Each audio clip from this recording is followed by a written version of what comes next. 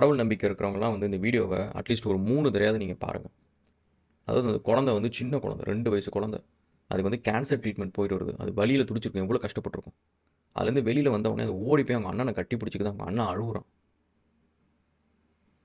நீங்க யோசிச்சு பாருங்க. எனக்கு இந்த வீடியோ வந்து எனக்கு பண்றப்போ கூட எனக்கு அவ்வளோ கஷ்டமா இருக்குது பார்க்க. ஏன்னா இந்த ஏஜ்ல என் பசங்க கூட நான் விளையாண்டுருக்கிறேன். பசங்க கூட இருந்திருக்கிறேன்.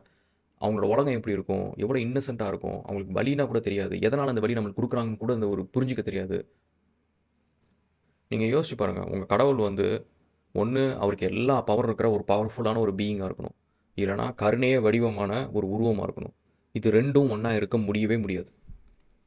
ஒரு கடவுளுக்கு வந்து அவருக்கு பவரும் இருக்கு. அவருக்கு கருணை உள்ளமும் இருந்துச்சுன்னா, இந்த குழந்தை கஷ்டப்படுறத அவரு பார்த்துட்டு சும்மா இருக்க மாட்டாரு. அந்த குழந்தைய சரி பண்ணியிருப்பாரு.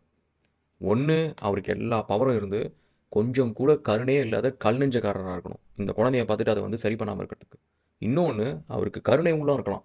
அவருக்கு நம்மள மாரி எனக்கு கஷ்டப்படுற மாரி அவருக்கும் அத பார்த்தா கஷ்டப்படலாம். அவர் மனசும் வேதனைப்படலாம். ஆனா, அத சரி பண்ற அளவுக்கு அவருக்கு வந்து மனசு இருக்காது மேபி. அது சரி பண்ற அளவுக்கு வந்து அத செய்யணும் அப்படின்ற ஒரு இறங்கி வந்து செய்யணும் அப்படின்ற அந்த பவர யூஸ் பண்ற அளவுக்கு அவருக்கு பவர் இல்லாம கூட இருக்கலாம். இது 2ம் ஒண்ணா இருக்க சான்ஸே கிடையாது. நீங்களே யோசிச்சு பாருங்க. உங்களுக்கு சக்தி இருக்கு. ஒரு குழந்தை பிறந்தத பார்த்து உங்களுக்கு வந்து அத பார்த்தா கஷ்டமா இருக்கு. அத சரி பண்ற சக்தி இருக்குன்னா நீங்க செய்வீங்க. நீங்களும் நானும் ஒரு சராசரி மனுஷனா செய்வோம்.